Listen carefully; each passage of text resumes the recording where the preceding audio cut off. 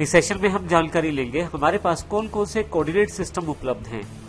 हमारे पास यदि आप ड्राइंग एरिया में देखें तो नीचे की तरफ ये XY वाला आइकॉन अवेलेबल है, जिसको हम UCS कहते हैं, अर्थात यूजर कोऑर्डिनेट सिस्टम। परंतु इससे पहले कि हम UCS के बारे में जानें, हम यहाँ पे थोड़ा अगर इस ड्राइंग एरिया में देखें तो हमारे पास ग्राफ भी अवेलेबल है और ड्राइंग करने के लिए जगह भी अवेलेबल है। XY डिनोट करता है यहाँ पे किस तरफ मेरे XY लोकेशंस हैं और कहाँ मैं ड्राइंग कर सकता हूँ। आइए सबसे पहले हम देखते हैं इस पूरे के पूरे सिस्टम को ऑटोकैड में किस तरह से अपनाया जाता है, जिसमें UCS, 2D और 3D का प्रयोग किया जाता है। ऑटोकैड में यूजर कोऑर्डिनेट सिस्टम बहुत ही इंपॉर्टेंट सिस्टम है, जिससे आप ऑटोकैड में ड्राइंग एरिया में कुछ भी ड्राइंग कर पाते हैं। आप आसानी से जान पाते हैं कि आप एक्स एक्सिस में ड्राइंग कर रहे हैं या वाई एक्सिस में। लेकिन यूजर कोऑर्डिनेट सिस्टम को जानने से पहले आइए हम सिंपल ग्राफिकल सिस्टम को समझते हैं, जिसको ऑटोकैड द्वारा अपनाया गया है। यहाँ पे यदि आप देखें लेफ्ट हैंड साइड पे मेरे पास एक सिंपल चार्ट है, जिसमें यदि आप ध्यान दें तो एक्स की पॉजिटिव लोकेशंस आपकी लेफ्ट से राइट हैंड साइड की तरफ चल रही हैं। इसका अर्थ ये हुआ, अगर मैं इसको इस साथ वाले ग्राफ से मैच करूं तो यदि आप इस एक्स को देखें तो यहाँ पे पॉजिटिव नंबर्स अवेलेबल हो रहे हैं। जितना भी एक्स में हम लेफ्ट से राइट की तरफ जाएंगे पॉजिटिव नंबर बढ़ते चले जाएंगे, जैसे 1, 2, 3, 4 इस तरह से और भी। इसी तरह से यदि आप y को यहाँ पे देखें और y में यदि ऊपर की तरफ जाएं हम तो हमारे पास पॉजिटिव नंबर्स बढ़ते चले जाते हैं। यदि इसी ग्राफ में हम देखें इसको तो यहाँ पे y 1, 2, 3, 4, 5 और इस तरह से पॉजिटिव नंबर्स बढ़ते चले जाते हैं। बिल्कुल इसके विपरीत उल्टी साइड पे नेगेटिव नंबर्स बढ़ते चले जाते हैं। जैसे कि यहाँ पे यदि मैं x के बिल्कुल ऑपोजिट साइड आ जाता हूं, यानी कि राइट साइड से लेफ्ट साइड की ओर अगर मैं यहां से ड्राइंग करना शुरू करता हूं इस ओरिजिनल पॉइंट से, तो यहां पे माइनस में नंबर बढ़ने शुरू हो जाएंगे। जैसे यहां पे -1, -2, -3 और भी नंबर यहां पे बढ़ रहे हैं। इसी तरह से यदि मैं y के बिल्कुल रिवर्स डायरेक्शन में चला जाऊं, यानी कि नीचे की तरफ, तो यहाँ पे -y शुरू हो जाएगा। ओरिजिन से यहाँ इस तरफ ऊपर से नीचे की तरफ आते हुए हमारे पास नेगेटिव नंबर शुरू हो जाएंगे, जैसे -1, -2, -3। अब इसका अर्थ ये हुआ कि आपके पास मुख्यतः 4 तरह के यहाँ पे नंबर हैं रिप्रेजेंट करने के लिए: x positive, y positive, x negative और y नेगेटिव। अब आप किसी भी चीज को ड्रॉ करने के लिए इन नंबर्स का प्रयोग कर सकते हैं। याद रखिए आपका ओरिजिनल पॉइंट हमेशा 0 होता है, तो यहाँ पे बिल्कुल इस शुरुआत पॉइंट में 0 है। आइए हम यहाँ पे एक प्रैक्टिकल एग्जांपल को देखते हैं। मान लीजिए हमें लाइन ड्रॉ करनी है इस मेथड में। इसका अर्थ ये हुआ कि लाइन ड्रॉ करने के लिए मुझे सबसे पहले लाइन के उस हिस्से को बताना है जहां से लाइन की शुरुआत करनी है। जैसे मैं चाहता हूं बिल्कुल ओरिजिनल पॉइंट से स्टार्ट करना, जो कि 0, 0 है, तो x 0 है, y 0 है, तो लाइन का पहला पॉइंट यहां से शुरू हो जाएगा। और मैं चाहता हूं इसको x8 और y8 पे लेके जाना। उस केस में यदि आप देखें तो मैं x की वैल्यू 8 कर देता हूं और y की वैल्यू 8 कर देता हूं। x में पॉजिटिव में ग्राफ इस तरफ जाएगा और इसी तरह से y में पॉजिटिव में ग्राफ ऊपर की तरफ जाएगा। तो आप देखेंगे यहाँ जो पॉइंट बनेगा वो 8 बनेगा। इसी तरह से आपके पास एक और एग्जांपल यहाँ उपलब्ध है। यहाँ भी हमने लाइन को ड्रॉ किया है, ये नीचे वाली लाइन को, लेकिन इसमें हमने पहला पॉइंट तो ओरिजिनल रखा है, यानी कि x0, y0 जहां से इस लाइन की शुरुआत करनी है, और बाकी दोनों पॉइंट नेगेटिव रखे हैं जहां हमने लाइन को लेके जाना है। तो डायगोनली ये लाइन नीचे की तरफ आ जाएगी, x = -8 और y = -8। तो x जो है हमारा माइनस लोकेशन में इधर आता है -8, तो लगभग यहाँ पे, और इसी तरह से y इधर आता है -8, तो लगभग यहाँ पे। तो इस प्रकार हमारे पास कोऑर्डिनेट सिस्टम अवेलेबल रहता है नॉर्मल प्रोसेस में, जिसमें हम अपनी किसी भी ऑब्जेक्ट को ड्रॉ कर सकते हैं उसकी XY लोकेशन देते हुए। यहां तक जो हमने बात की वो XY से रिलेटेड थी, लेकिन आइए अब हम नेक्स्ट सेक्शन में बात करते हैं 3D के बारे में, अर्थात Z के बारे में भी। तो आइए सबसे पहले समझते हैं ऑटोकैड में 2D 3D है क्या।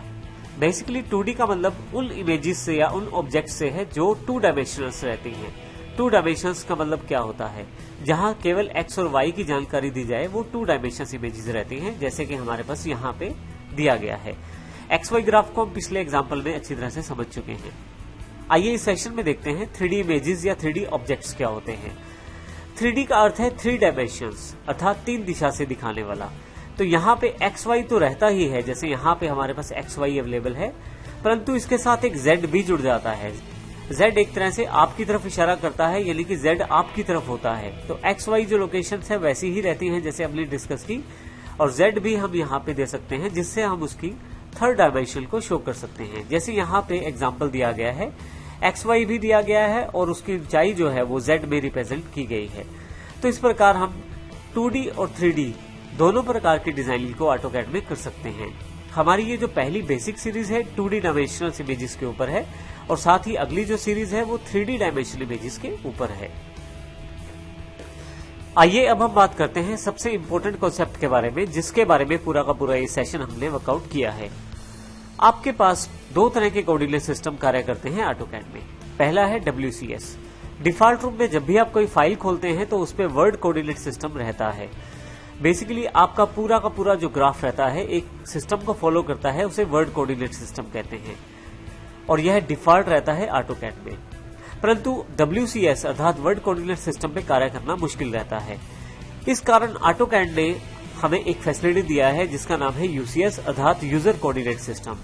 वर्ड कोऑर्डिनेट सिस्टम को हम अपने अकॉर्डिंग बदल नहीं सकते, परंतु यूजर कोऑर्डिनेट सिस्टम को हम अपने अकॉर्डिंग बदल सकते हैं, अर्थात हम इसका ओरिजिनल पॉइंट बदल सकते हैं, जबकि वर्ड कोऑर्डिनेट सिस्टम को हम मूव नहीं कर पाते। तो हमारा जो यूजर का मुख्य इंटरेक्शन और यूजर का मुख्य जो कार्य रहता है वो यूजर कोऑर्डिनेट सिस्टम के साथ ही रहता है।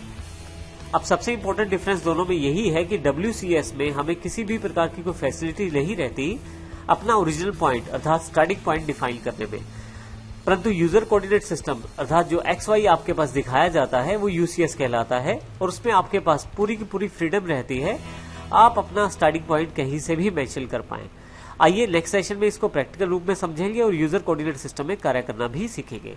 हम इस सेशन में सिलेक्शन की जानकारी लेंगे। दो सिलेक्शन हमारे पास और हैं, पॉलीगॉन सिलेक्शन और उसके साथ शिफ्ट के साथ किस प्रकार से हम एक से अधिक ऑब्जेक्ट को सिलेक्ट कर सकते हैं।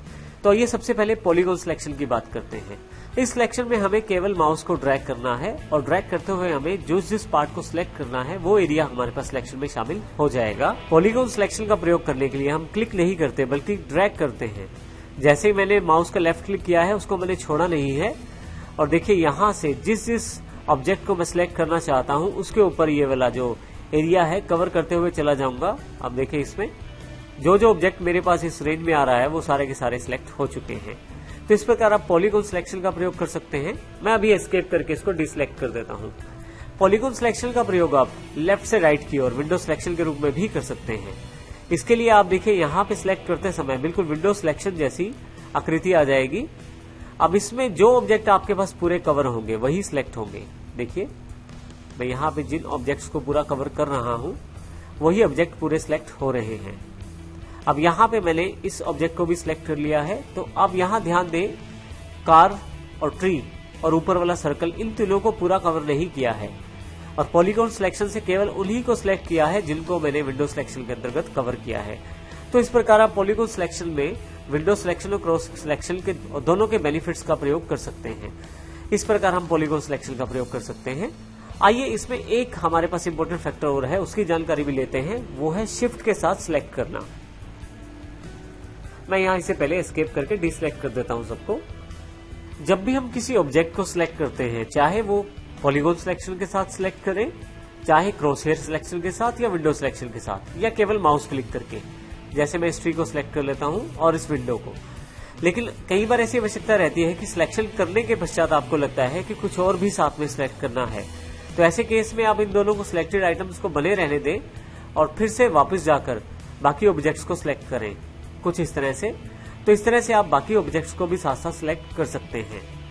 इस तरह की सिलेक्शन के लिए आप शिफ्ट का प्रयोग भी कर सकते हैं। ऐसे केस में आपको ऑप्शंस में जाकर शिफ्ट सिलेक्शन को ऑप्शन को एनेबल करना होता है। तो आइए सबसे पहले हम देखते हैं किस प्रकार से ऑप्शन एनेबल किया जा सकता है। मैं ऑप्शंस पे जाता हूं, यहां से सिलेक्शन वाले टैब को क्लिक करता हूं और यहां पे use shift to add to selection वाले चेक बॉक्स को क्लिक कर देता हूं। अब मैं यहां अप्लाई और ओके कर देता हूं।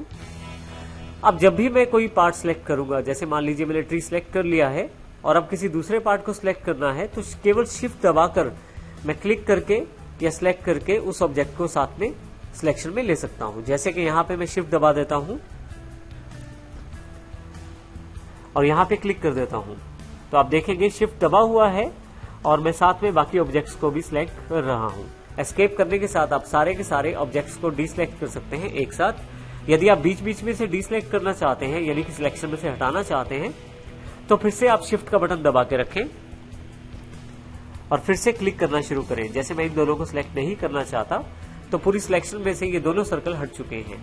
तो इस प्रकार मैं सिलेक्शन को आसानी से कर सकता हूं अलग अलग तरह की सिलेक्शन टेक्निक्स का प्रयोग करते हुए, जिसमें हमने सीखा कि हम माउस के साथ क्लिक करके सिलेक्ट कर सकते हैं। विंडो सिलेक्शन के साथ हम लेफ्ट से राइट की तरफ सिलेक्ट करते हुए सिलेक्ट कर सकते हैं। क्रॉस हेयर सिलेक्शन में राइट से लेफ्ट की तरफ सिलेक्ट कर सकते हैं। और पॉलीगॉन सिलेक्शन में हम अपनी मर्जी से फ्री फॉर्म स्टाइल में सिलेक्शन कर सकते हैं। और फाइनली हमारे पास जो हमने लास्ट में देखा, शिफ्ट का प्रयोग भी सिलेक्शन को बढ़ाने और घटाने के लिए किया जा सकता है। इस सेशन में हम जानकारी लेंगे किस प्रकार हम सिलेक्शन कर सकते हैं या किसी ऑब्जेक्ट को डिसलेक्ट कर सकते हैं ऑटोकैड में। हमारे पास सिलेक्शन करने के काफी सारे तरीके हैं ऑटोकैड में। हम हर तरीके को जानेंगे ताकि हम अच्छी तरह से ऑटोकैड में कार्य कर पाएं। सबसे पहले क्लिकिंग सिलेक्शन। आप किसी भी ड्राइंग ऑब्जेक्ट पे जाकर क्लिक करते हैं तो माउस के साथ आप उसको क्लिक करने पे सिलेक्ट कर सकते हैं। इसी तरह से क्रॉस हेयर सिलेक्शन। यदि आप राइट से लेफ्ट की तरफ विंडो बना के सिलेक्ट करना शुरू करते हैं तो उसे क्रॉस हेयर सिलेक्शन कहते हैं। Window selection. यदि आप लेफ्ट से राइट की ओर विंडो बनाते हुए सिलेक्ट करते जाते हैं तो वो विंडो सिलेक्शन कहलाता है। Polygon selection. यदि आप माउस को फ्री फॉर्म में ड्राइंग करते हुए सिलेक्ट करते हैं तो वो पॉलीगॉन सिलेक्शन कहलाता है। इसके अतिरिक्त आप शिफ्ट की का प्रयोग कर सकते हैं किसी भी पहले से सिलेक्टेड पार्ट में और सिलेक्ट करने के लिए, या किसी भी पहले से सिलेक्टेड पार्ट में हटाने के लिए कुछ सिलेक्शन में से। तो आइए इसको प्रैक्टिकल वे में देखते हैं और देखते हैं हम सिलेक्शन को किस प्रकार ऑटोकैड में कर सकते हैं। सबसे पहले हम क्लिकिंग सिलेक्शन की बात करते हैं। यहाँ हमारे पास काफी सारे ऑब्जेक्ट हैं।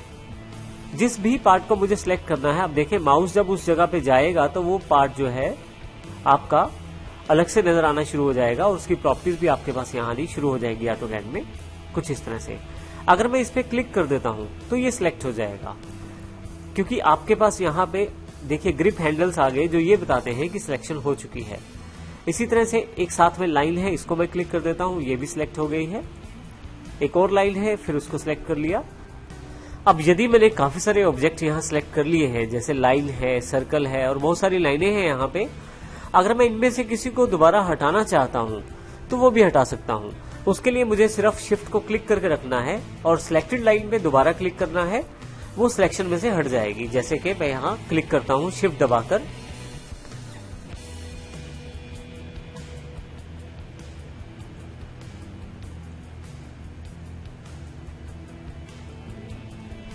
आप देखें शिफ्ट दबाकर मैंने क्लिक किया है तो यहाँ से सिलेक्शन हट गई है।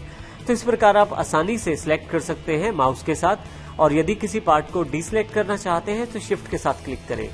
लेकिन अब यहाँ प्रॉब्लम ये है कि इस तरह सिलेक्शन करने में काफी समय लग सकता है। मान लीजिए इसी एग्जांपल में हम ट्री को देखें, अभी तो ये ब्लॉक है, परंतु अगर ये अलग अलग लाइनें होती तो काफी सारा समय लग सकता था इसको सिलेक्ट करने में।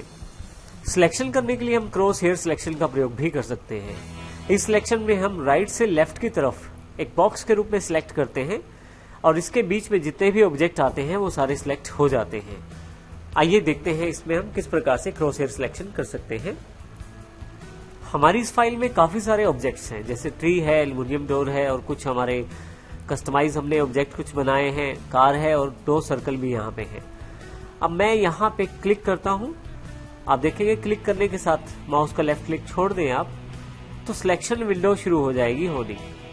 अब इसके अंतर्गत जितने भी आप सिलेक्ट करेंगे ऑब्जेक्ट वो सभी सिलेक्ट होते चले जाएंगे। जैसे मैं इन सबको ले लेता हूं, जैसे ही फाइनली क्लिक करता हूं जितने भी ऑब्जेक्ट इससे होकर ये हमारी सिलेक्शन गुजरी है वो सभी के सभी सिलेक्ट हो गए हैं। अगर आप डिसलेक्ट करना चाहते हैं तो एस्केप की का प्रयोग करें, सारा का सारा सिलेक्शन हट जाएगा। यहाँ सबसे इंपॉर्टेंट बात यह है कि जब भी मैं क्रॉस हेयर सिलेक्शन करता हूं तो चाहे थोड़ा सा ही पार्ट क्यों ना किसी ऑब्जेक्ट का हमारी सिलेक्शन के अंदर आए, जैसे कि यहाँ पे कार है या ये हमारे पास सर्कल है, शुरू में 2 जो सर्कल हैं ये पूरे कवर नहीं हुए हैं, और इसी तरह से ट्री भी पूरा कवर नहीं हुआ है। कवर पूरा ना होने के पश्चात भी जिस जिस भाग के ऊपर हमारी क्रॉस सिलेक्शन आएगी उन सबको सिलेक्ट कर लिया जाएगा। तो इस प्रकार से क्रॉस सिलेक्शन का प्रयोग हम कर सकते हैं। अगला सिलेक्शन मेथड हमारे पास विंडो सिलेक्शन है। इसमें हम लेफ्ट से राइट की तरफ सिलेक्ट करते हैं विंडो सिलेक्शन और क्रॉस सिलेक्शन में सबसे बड़ा फर्क ये है कि जो पार्ट इसमें पूरा नहीं आएगा वो पूरा सिलेक्ट नहीं होगा। विंडो सिलेक्शन और क्रॉस हेयर सिलेक्शन में सबसे बड़ा फर्क ये है कि विंडो सिलेक्शन करते समय यदि किसी ऑब्जेक्ट को हम पूरी तरह से कवर नहीं करते तो वो सिलेक्ट नहीं हो पाएगा। विंडो सिलेक्शन में आने भर से या आधा सिलेक्ट करने से वो ऑब्जेक्ट सिलेक्ट नहीं होगा जब तक कि हम विंडो सिलेक्शन में पूरा उसको कवर नहीं करेंगे। प्रैक्टिकल रूप में इसको समझते हैं हम। विंडो सिलेक्शन जो है वो लेफ्ट से राइट की तरफ चलती है। इसमें भी आप क्लिक करके रखें और आप देखें इसमें थोड़ा सा फर्क है। जब आप विंडो सिलेक्शन करने जा रहे हैं तो जब भी मैं इसको कवर करता हूं काफी सारी चीजों के ऊपर, तो जो पार्ट्स या जो ऑब्जेक्ट्स आपके पूरे कवर हो चुके हैं जैसे सर्कल, कस्टमाइज डिजाइन और एल्यूमिनियम डोर, जैसे ही क्लिक करके हटूंगा वो तो सिलेक्ट हो जाएंगे, परंतु बाकी जो ऑब्जेक्ट जो पूरे कवर नहीं हो पाए वो सिलेक्ट नहीं होंगे, जैसे कार और ट्री। दोबारा देखते हैं हम यहाँ पे, हम इसको दोबारा देखते हैं। मैं यहाँ से सिलेक्ट करना शुरू करता हूँ और कार के किसी थोड़े से हिस्से को छोड़ देता हूँ, सिलेक्ट नहीं करता, जैसे मैं सिर्फ टायर तक रखता हूँ इसे और क्लिक कर देता हूँ। तो आप देखेंगे केवल वो ऑब्जेक्ट्स जो पूरे कवर हो गए थे विंडो सिलेक्शन में वो ही सिलेक्ट हो पाए हैं, बाकी सिलेक्ट नहीं हो पाए। ये सबसे बड़ा अंतर है विंडो सिलेक्शन और क्रॉस हेयर सिलेक्शन में। क्रॉस हेयर सिलेक्शन में जब हम सिलेक्ट करते हैं तो चाहे थोड़ा सा ही पार्ट क्यों ना कवर में आया हो वो भी सिलेक्ट हो जाता है, परंतु यदि विंडो सिलेक्शन की बात करें तो उसे पूरा हमें कवर करना है किसी भी ऑब्जेक्ट को सिलेक्ट करने के लिए। इस सेशन में हम जानकारी लेंगे पैलेट्स के बारे में। पैलेट्स ऑटोकैड का बहुत ही इंपॉर्टेंट और बढ़िया इंटरफेस सिस्टम है जिसके साथ काफी सारी कमांड्स आपको एक पैनल पे ही मिल जाती हैं, जहां से उन सभी कमांड्स को आप चला सकते हैं और ये सभी कमांड्स ग्रुप्स होकर पहले से ही उसमें एम्बेड रहती हैं अकॉर्डिंग टू पैनल। तो आइए सबसे पहले देखते हैं पैनल को कहां से आप खोल सकते हैं। सबसे पहले आप व्यू टैब पर जाएं। यहाँ यदि आप देखें तो बीच में एक ग्रुप बना हुआ है पैलेट्स का। आप यहाँ क्लिक करके नीचे की तरफ और पैलेट्स को भी खोल सकते हैं। इसमें काफी सारे पैलेट्स दिए गए हैं जैसे tool palettes, properties, sheet set और इत्यादि। कैलकुलेटर भी हमारा एक पैलेट ही है। इसी तरह से हमारे पास नीचे की तरफ ये कमांड विंडो है, ये भी एक पैलेट ही है। तो आइए सबसे पहले देखते हैं पैलेट को आप किस प्रकार से खोल सकते हैं। सबसे सिंपल तरीका है पैलेट को खोलने के लिए, आप पैलेट्स पे जाकर उसे क्लिक कर दें। देखिए टूल पैलेट्स खोलते ही मेरे पास टूल्स वाला पैलेट्स यहाँ अवेलेबल हो जाएगा। टूल पैलेट में यदि आप देखें यहाँ पे बिल्कुल राइट हैंड साइड पे बार दी गई है। इस बार से मैं इसको लेफ्ट राइट कहीं भी मूव कर सकता हूँ। इसके अतिरिक्त यदि आप यहाँ देखें तो इसमें काफी सारे इंडेक्स दिया गया है जैसे modelling, constraints, annotation, architectural, mechanical और इस तरह की काफी सारी चीजें यहाँ पे दी गई हैं। इनमें से किसी भी ऑब्जेक्ट को या किसी भी सैंपल को मैं अपनी ड्राइंग में इंसर्ट कर सकता हूँ। इस तरह से इलेक्ट्रिकल है, सिविल है, स्ट्रक्चरल है और काफी सारे यहाँ पे एलिमेंट्स हैं। अब मान लीजिए यहाँ पे मैं किसी सैंपल को इंसर्ट करना चाहता हूँ। मैं यहाँ से आर्किटेक्चर पे आ जाता हूँ। एल्यूमिनियम विंडो का जो सैंपल है इसको मैं यहाँ पे क्लिक कर लेता हूँ और फाइनली इसको यहाँ पे मैं ड्रॉ कर सकता हूँ। ये देखिए मेरे पास ये बना हुआ सैंपल यहाँ पे आ गया है। ये सारे के सारे सैंपल्स ब्लॉक्स के रूप में रहते हैं। ब्लॉक्स हम आने वाले सेशंस में करेंगे जिसमें काफी सारी लाइनों को एक साथ ग्रुप कर दिया जाता है, जिसमें काफी सारे छोटे छोटे ऑब्जेक्ट्स को मिला के एक बड़ा सा ग्रुप बना दिया जाता है जिससे आप आसानी से इकट्ठे उन सबको आप इंसर्ट कर पाए। इसी तरह से यहाँ पे ट्रीज का सैंपल है।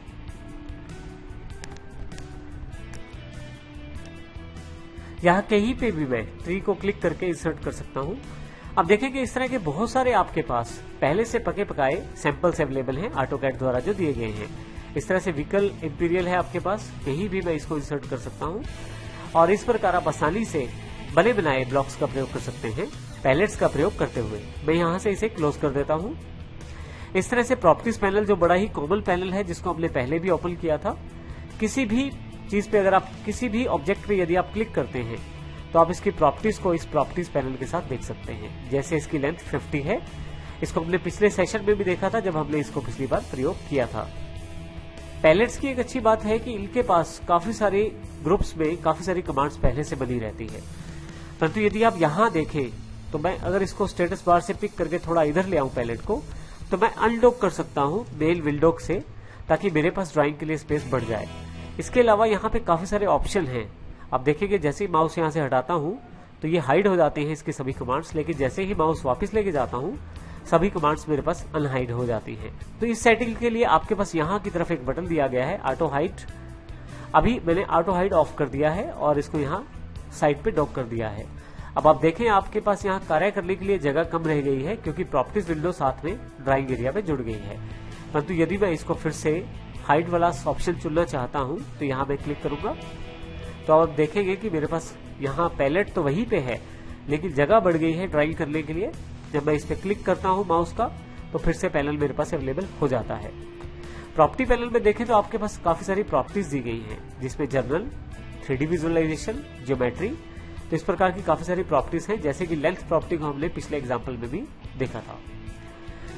इस तरह से मैं इस पैनल को हाइड और अनहाइड भी कर सकता हूं, यहां से इस पैनल को क्लोज भी कर सकता हूं। यहां और भी काफी सारे पैलेट्स यहां दिए गए हैं। जिस भी पैलेट के ऊपर आप माउस रखते हैं उसका नाम भी आपको बताया जाता है, जैसे कमांड लाइन। ये यही कमांड लाइन है हमारे पास जो नीचे की तरफ दी गई है। जब आप इसको डिसेबल करना चाहते हैं या हटाना चाहते हैं स्क्रीन से तो क्लिक करें, आपके पास एक मैसेज आ जाएगा कि आप दोबारा जब ये चाहते हैं वापस लाना कमांड लाइन तो कंट्रोल 9 का बटन आप दबा सकते हैं। अभी मैं इसे नो कर देता हूं यहां से क्योंकि मैं इसे ऑफ या क्लोज नहीं करना चाहता। इसी तरह के काफी सारे पैनल यहाँ पे हैं जैसे लेयर प्रॉपर्टीज पैनल है, डिजाइन सेंटर पैनल है। हमारे पास यहाँ पे क्विक कैलकुलेटर के नाम से भी एक पैनल अवेलेबल है। मैं इसे क्लिक कर देता हूँ तो आपके पास एक कैलकुलेटर अवेलेबल हो जाएगा। फिर से इसको मैं यहाँ ले आता हूँ और लेफ्ट साइड पे डॉक कर देता हूँ। आप यहाँ पे न्यूमेरिकली टाइप कर सकते हैं किसी भी चीज को, सिंपल कैलकुलेटर की तरह आप इसका प्रयोग कर सकते हैं। बिल्कुल साइड से आप बॉर्डर लाइन पर माउस क्लिक करके आप साइज को बड़ा छोटा भी कर सकते हैं और फाइनली इस तरह से आप इक्वल का बटन दबा के आंसर भी प्राप्त कर सकते हैं। यहां मैं इस कैलकुलेटर पैनल को क्लोज कर देता हूं यहां से। तो इस तरह से आप इन सभी पैलेट्स को प्रयोग कर सकते हैं। पैलेट्स को खोलने के लिए आपके पास शॉर्टकट कमांड्स भी रहती हैं, जैसे कि अगर मैं कंट्रोल के साथ 1 की दबाऊं तो आपके पास प्रॉपर्टीज पैनल खुल जाएगा। कंट्रोल के साथ सेकंड अर्थात 2 की दबाऊं तो मेरे पास डिजाइन सेंटर खुल जाएगा। 3 दबाने पे इंपीरियल सैंपल्स के रूप में फिर से टूल पैलेट खुल जाएगा। 4 दबाने पे फिर से मेरे पास शीट सेट मैनेजर खुल जाएगा। तो इस प्रकार आपके पास काफी सारे शॉर्टकट्स अवेलेबल हैं। कंट्रोल के साथ आप न्यूमेरिक कीज को प्रयोग करें और आप इन पैनल्स को आसानी से खोल सकते हैं। तो इस प्रकार हम ऑटोकैड में पैनल्स को खोलकर उनके इंटरफेस का फायदा उठा सकते हैं, उनका प्रयोग कर सकते हैं, उनमें बने बनाए ब्लॉक्स को अपनी ड्राइंग्स में भी शामिल कर सकते हैं। इस सेक्शन में हम जानकारी लेंगे कमांड लाइन के बारे में। यहां यदि आप नीचे की तरफ देखें तो आपके पास ऑटोकैड में सबसे इंपॉर्टेंट एक पैलेट दिया गया है कमांड लाइन के रूप में। यहाँ पे आप कमांड टाइप करके आसानी से कोई भी काम कर सकते हैं। जैसा कि पिछले काफी सारे सेशंस में हमने माउस से क्लिक करके कमांड्स को दिया है, यहाँ हम आसानी से टाइप करके भी उन कमांड्स को दे सकते हैं। अब यदि आपके पास ये कमांड पैलेट नहीं आ रहा तो इसके लिए आप व्यू पर जाकर यहाँ पे कमांड लाइन पे क्लिक कर सकते हैं और यदि आप इसे ऑफ करना चाहते हैं या हटाना चाहते हैं यहाँ से तो दोबारा क्लिक करें। आपके पास एक मैसेज आ जाएगा। कंट्रोल 9 शॉर्टकट है, यदि आप दोबारा इसे वापस पाना चाहते हैं मैं यस कर देता हूं तो कमांड लाइन यहां से हट जाएगी। कंट्रोल F9 के साथ मैं दोबारा इसे प्राप्त कर सकता हूं या मैं यहां पे दोबारा क्लिक करके भी इसे प्राप्त कर सकता हूं। तो इस प्रकार कमांड लाइन आपके पास यहां अवेलेबल हो जाती है। कमांड लाइन से आप उन सभी कार्यों को कर सकते हैं जो माउस से आप अभी तक कर रहे हैं। जैसे कि मैं होम टैब पे जाता हूं और मैं लाइन ड्रॉ करना चाहता हूं तो यहाँ पे माउस मुझे यहाँ अंदर की तरफ क्लिक करना है और कमांड टाइप करना शुरू करना है। जैसे ही कमांड में टाइप कर रहा हूं, अभी मैंने कमांड पूरी नहीं की लेकिन उसके ऑटो सजेशंस यहाँ पे अवेलेबल हो जाएंगे ऑटोकैड के द्वारा। मैं लाइन सिलेक्ट कर लेता हूं। जैसे ही लाइन पे मैं सिलेक्शन करता हूं मेरे पास यहाँ ऑप्शन अवेलेबल हो जाएगी। फर्स्ट पॉइंट पूछा जा रहा है मेरे पास लाइन का, मैं माउस से उस पहले पॉइंट को चुन लेता हूं। उसके पश्चात यदि आप कमांड लाइन पे ध्यान दें तो अगला पॉइंट पूछा जा रहा है लाइन का, तो यहां मैं क्लिक करके अगला पॉइंट भी दे देता हूं। इसके पश्चात फिर से अगला पॉइंट। इस तरह से आप काफी सारी कमांड्स को कमांड प्रॉम्प्ट के द्वारा प्रयोग कर सकते हैं। यहां यदि आप ध्यान दें तो यहां पे अंडू का ऑप्शन भी दिया गया है। यदि मैं यहां से यू टाइप कर देता हूं और एंटर कर देता हूं तो आप देखेंगे अंडू हो जाएगी लास्ट कमांड आपकी। तो इस तरह से आप कमांड्स को ना केवल दे सकते हैं बल्कि मॉडिफाई भी यहीं से कर सकते हैं। एस्केप करने पे हमारे पास ये लाइन कमांड कैंसिल हो जाएगी। तो इस तरह से मैं कुछ भी कार्य कर सकता हूं यहाँ से कमांड लाइन से। मान लीजिए मुझे सर्कल ड्रॉ करना है तो यहाँ मैं सर्कल टाइप करना शुरू करूंगा। अभी मैंने केवल CI ही टाइप किया है, उसने ऑटो कंप्लीट कर दिया है। अब सर्कल को मैं यहाँ क्लिक भी कर सकता हूं और दूसरा ऑप्शन मैं एंटर भी कर सकता हूं। जैसे ही यहाँ मैं एंटर करता हूं, मेरे पास अगला ऑप्शन यहाँ अवेलेबल हो जाता है कि सर्कल मेरे पास 3 तरीके से बनाया जा सकता है। 3P 3 पॉइंट्स के द्वारा, 2P 2 पॉइंट्स के द्वारा और TTR टेंजेंट रेडियस के द्वारा। मैं यहाँ से 2 पॉइंट चुन लेता हूँ। इसके लिए मैं 2P टाइप कर देता हूँ और एंटर कर देता हूँ। यहाँ मेरे से पूछा जा रहा है पहला एंड पॉइंट जो सर्कल का डायमीटर हो। मैं यहाँ क्लिक कर देता हूँ और आप देखें यहाँ पे मैं नीचे की तरफ कमांड लाइन पे ध्यान दें तो अगली कमांड वहां पे second and point of circles diameter के बारे में पूछा जा रहा है। तो जहां मैं इसे छोड़ूंगा अपने आप वो सेकंड सर्कल डायमीटर प्रयोग कर लेगा। तो इस प्रकार आप कमांड लाइन से आसानी से किसी भी कमांड को प्रयोग कर सकते हैं। आने वाले फ्यूचर लेसन्स में हम देखेंगे किस प्रकार इस कमांड लाइन को और अच्छे तरीके से प्रयोग किया जा सकता है। आप यहीं से ही काफी सारे मोड्स को ऑन ऑफ भी कर सकते हैं। जैसे हमने पिछले सेशन में ऑर्थो मोड को देखा था ऑन ऑफ करना, वो हम यहीं से क्लिक करके ऑन ऑफ कर रहे थे। उसके लिए हम यहाँ पे नीचे की तरफ स्टेटस बार पे जाते थे और क्लिक कर देते थे। अब की बार यहाँ मैं डायरेक्ट टाइप कर सकता हूँ ऑर्थो मोड को। देखिए जैसे ही मैं टाइप कर रहा हूँ, OR डालने के साथ ही मेरे पास ऑर्थो आ गया है। अभी ऑर्थो मोड को मैं सिलेक्ट करना चाहता हूँ तो क्लिक कर देता हूँ ऑर्थो मोड को। अब यहाँ पे आपके पास 0 का अर्थ है कि ये डिसेबल है। अब अगर 1 डाल करके एंटर कर देता हूँ तो एनेबल हो जाएगा। जैसे कि यहाँ देखिए आप एनेबल हो गया है मोड। तो इस तरह से ऑर्थो मोड को आप ऑन ऑफ कर सकते हैं कमांड लाइन से। तो इसका अर्थ ये हुआ कि आप काफी सारी कमांड्स को यही से कमांड लाइन से परफॉर्म कर सकते हैं, जिससे आपको शॉर्टकट तरीका मिल जाता है किसी भी काम को करने का। कमांड लाइन की सबसे अच्छी विशेषता यह है कि यदि आपको किसी कमांड के बारे में पूरा नहीं पता है तो उसके मिलते जुलते अक्षर भी यदि आप टाइप करेंगे तो भी आपको सजेशन अवश्य देगी। जैसे मैं यहाँ फ्रंट टाइप करता हूं तो देखिए मैं टेक्स्ट टू फ्रंट वाला ऑप्शन लेना चाहता हूं। मुझे केवल फ्रंट याद है, तो जैसे ही टाइप किया मेरे पास टेक्स्ट टू फ्रंट का ऑप्शन अवेलेबल हो गया है। तो इसका अर्थ ये हुआ कि बीच के कोई अक्षर यदि आपको याद है तो वो भी टाइप करें, तो उसके साथ कमांड लाइन उसके सजेशन भी आपको अवश्य देगी। इसी तरह से कमांड लाइन में F2 करने पर आपके पास रिसेंट यूज्ड कमांड की लिस्ट खुल जाएगी और F2 दोबारा करने पर ये फिर से डिसेबल या हाइड हो जाएगी। इसी के साथ साथ आप अप एरो और डाउन एरो की से आप रिसेंट कमांड को भी प्रयोग कर सकते हैं। जो भी रिसेंट कमांड आपने प्रयोग की है उनको आप यहां से प्रयोग कर सकते हैं दोबारा। जैसे मैं यहां सबसे पहले लाइन कमांड प्रयोग करता हूं और यहां लाइन बना लेता हूं, एंटर कर देता हूं। इसी तरह से मैं सर्कल कमांड यूज करता हूं, यहां पे सर्कल बना लेता हूं यहां पे। अब मुझे वापस मैं यहां क्लिक कर देता हूं कमांड लाइन में। अब अप एरो की और डाउन एरो की से यदि आप देखें तो आपकी पिछली वाली सभी कमांड्स यहां पे अवेलेबल हो गई है।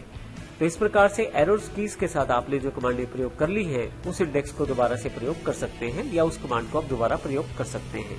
इससे आपको वो कमांड दोबारा टाइप नहीं करनी पड़ती और आप आसानी से केवल एंटर भर से ही उस कमांड को दोबारा प्रयोग कर सकते हैं। इस कमांड लाइन को ऑटोकैड ने अब पैलेट का रूप दे दिया है, अर्थात ऑटोकैड अब इसे एज अ पैलेट प्रयोग कर रही है। तो इसका अर्थ ये हुआ कि यदि मैं यहाँ पे क्लिक करूं तो इसको मैं कहीं भी मूव कर सकता हूं और इसका साइज भी थोड़ा सा बड़ा छोटा कर सकता हूं और इसको अपने हिसाब से डॉक्यूमेंट कहीं पे कर सकता हूं। तो इसका सबसे बड़ा फायदा ये है कि आप अगर आपको लगे कि यहाँ कमांड लाइन चाहिए तो आप यहाँ रख सकते हैं, अन्यथा आप इसे यहाँ से हटा भी सकते हैं, क्लोज भी कर सकते हैं।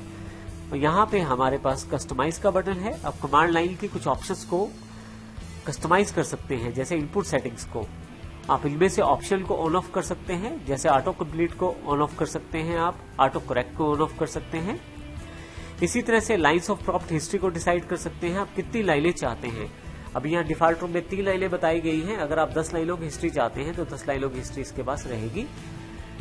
इसी तरह से आपके पास यहाँ पे दोबारा मैं क्लिक करता हूँ, यहाँ पे मैं यहाँ से ट्रांसपेरेंसी भी सेट कर सकता हूँ इस कमांड लाइन की। यदि मैं इसको पीछे की तरफ ले जाऊं एरो को तो ओपेसिटी देखिए कम हो गई है कमांड लाइन की, और यदि आगे की तरफ ले जाऊं तो फिर से बढ़ गई है। तो इस तरह से आप प्रयोग कर सकते हैं कमांड लाइन की ट्रांसपेरेंसी ऑप्शन को। मैं यहां से कैंसिल कर देता हूं अभी तो, और इसे फिर से मिनिमाइज कर देता हूं सिंगल लाइन में, ताकि आप आसानी से यहाँ टाइप कर पाएं। तो इस प्रकार हम प्रयोग कर सकते हैं कमांड लाइन को। कमांड लाइन के एडवांस यूजेज को हम आने वाले सेशंस में अवश्य देखेंगे, क्योंकि अभी हम ऑटोकैड के बेसिक इंटरफेस की जानकारी ले रहे हैं। इस कारण से अभी हम सिंगल ऑब्जेक्ट को अच्छी तरह से समझना चाहते हैं। और इसी सीरीज में हमने कमांड लाइन को अच्छी तरह से समझा है। आने वाले सेशंस में हम अवश्य कमांड लाइन के एडवांस यूजेस को भी देखेंगे। हमारे पास यहाँ स्टेटस बार में काफी सारे मोड्स उपलब्ध हैं जिनको हम समय समय पर टॉगल ऑन ऑफ कर सकते हैं, अर्थात शॉर्टकट की से ऑन ऑफ कर सकते हैं या यहाँ से डायरेक्ट ऑन ऑफ भी कर सकते हैं। हर मोड की एक इम्पोर्टेंस है यहाँ पे, तो आइए कुछ इंपोर्टेंट मोड्स के बारे में हम यहाँ जानकारी शुरू करते हैं लेना। सबसे पहले बात करते हैं स्नैप मोड और ग्रिड मोड के बारे में।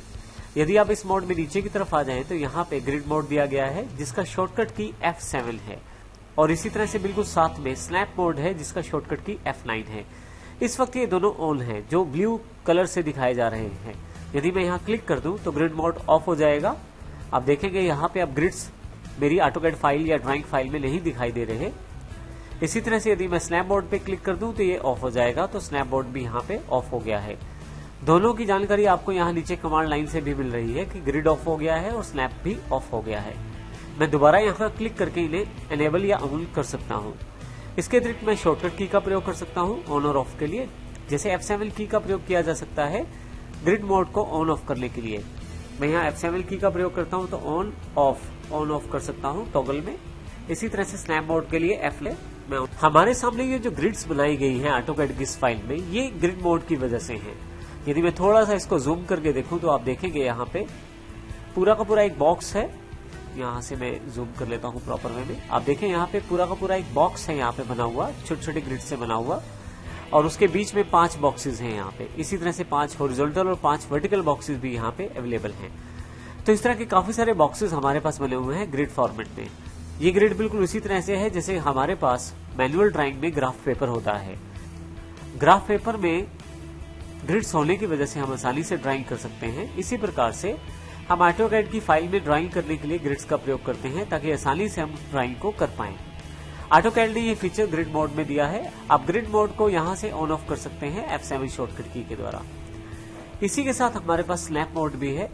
यदि आप ड्राइंग करना शुरू करें तो आप इन बॉक्सेस के अकॉर्डिंग स्नैप करके आसानी से ड्राइंग कर सकते हैं।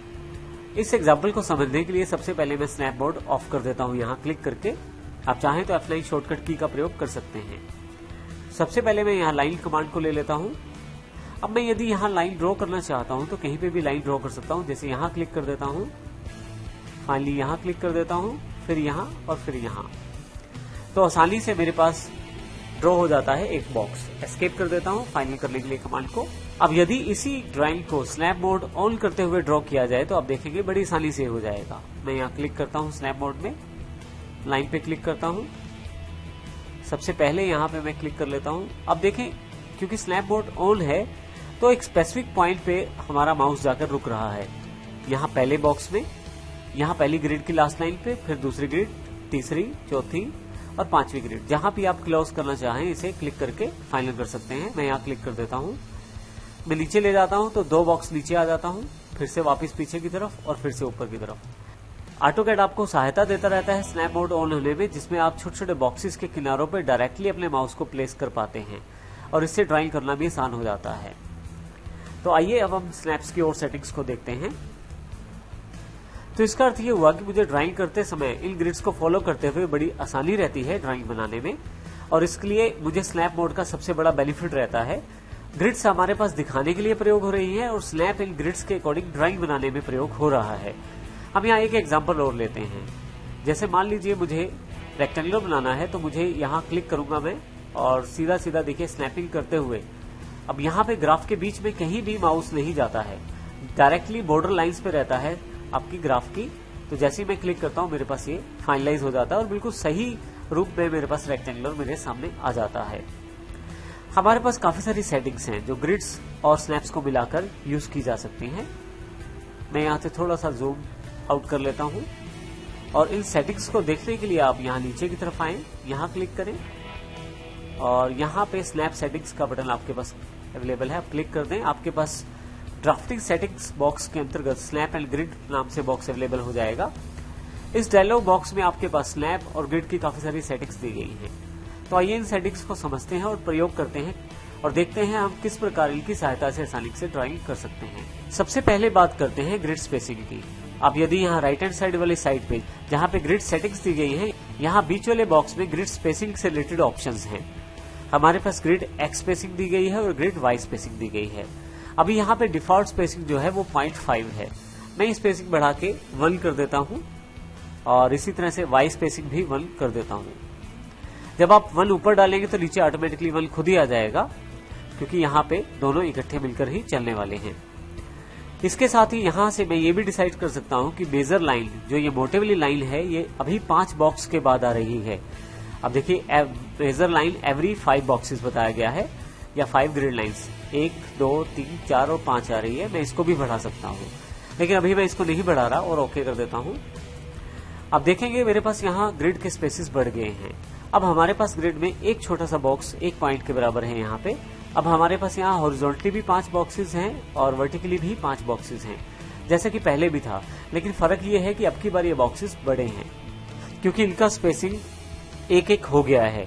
अब यहाँ यदि मैं फिर से स्नैप सेटिंग्स पे जाता हूँ और ग्रिड स्पेसिंग में यहाँ पे मेजर लाइन एवरी 10 बॉक्स कर देता हूँ, तो अब ओके करते ही आप देखेंगे कि अब की बार ग्रिड्स में 10 बॉक्सेस के पश्चात ये बड़ी लाइन दिखाई दे रही है। लेकिन अभी मैं डिफॉल्ट सेटिंग्स 5 पे वापस आ जाता हूँ, यहाँ 5 टाइप कर देता हूँ और ओके कर देता हूँ।